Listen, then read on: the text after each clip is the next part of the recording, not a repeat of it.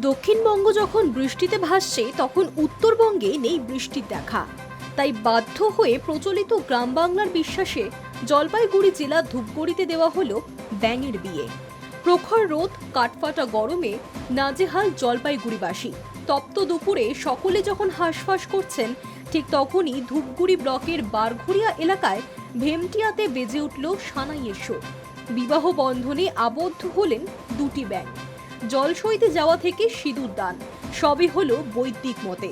বরবধূর সাজে সজ্জিত নব ব্যাঙ দম্পতিকে পুরোহিত দিয়ে বিয়ের সম্পূর্ণ রীতিনীতি মেনে দেওয়া হলো বিয়ে। শুধু কি তাই, বাঙালি মতে বিয়ে তো হলো, সাথে ছিল বিয়ের ভুরি ভোজ। মেনুতে ছিল খিচুড়ি। আমন্ত্রিত ছিলেন গ্রামের প্রায় 500 লোক। আসলে জলপাইগুড়ির ধূপগুড়িতে বৃষ্টির ছিটে ফোঁটাও না থাকায় মাঠের পর মাঠ শুকিয়ে ফেটে যাচ্ছে। বর্তমানে ধান রোপণের ভরা মরশুম চললেও জমিতে জলের অভাবে কৃষকরা ধানের চারা লাগাতে পারছেন না। উত্তরবঙ্গে বহু প্রচলিত প্রথা রয়েছে, তার মধ্যে একটি প্রথা, বৃষ্টি যদি না হয় দুটি সোনা ব্যাঙের বিয়ে দিলে নাকি বৃষ্টি আসে। বৃষ্টির জন্য ব্যাঙের বিয়ে একটি ঐতিহ্যবাহী লোকবিশ্বাস, যা বৃষ্টির দেবী বা দেবতাকে খুশি করে বৃষ্টি আনার জন্য করা হয়ে থাকে। আর সেই বিশ্বাস অনুযায়ী ব্যাঙের বিয়ে দিলে নাকি বৃষ্টি হয়।